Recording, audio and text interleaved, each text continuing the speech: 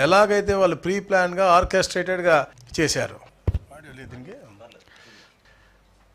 ఆయన కారు అక్కడ వస్తుంది. ప్రకాష్ రెడ్డి 25 ఎకరాల తోటలోంచి కరెక్ట్గా 5 ట్రాక్టర్లు వస్తున్నాయి.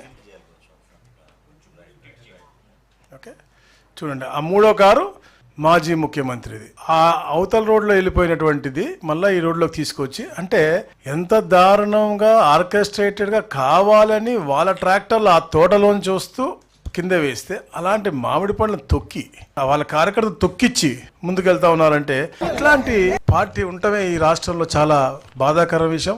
ప్రజలందరూ కూడా దీన్ని గమనించాలి.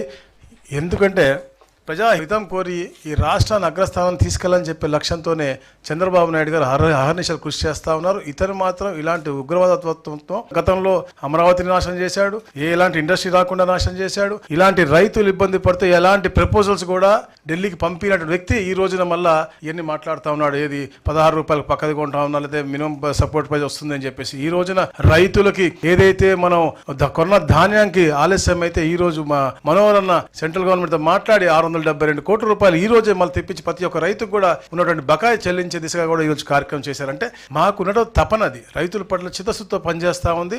ఎప్పుడు కూడా రేట్లు మనకి ఏదైతే అధిక ధరలు ఉన్నాయో దాన్ని కంట్రోల్ చేయటం కానీ, రైతుకి ఎంఎస్పీ ఇవ్వటం కానీ, రైతు ఏదైనా నష్టపోతా ఉంటే అతను కాపాడే దిశగా ఈ ప్రభుత్వం పోతుంది. కానీ ఎక్కడ కూడా రైతులకి ప్రజలకి నష్టం చేయదని చెప్పేసి కూడా మీకు తెలియజేస్తా ఉన్నాం.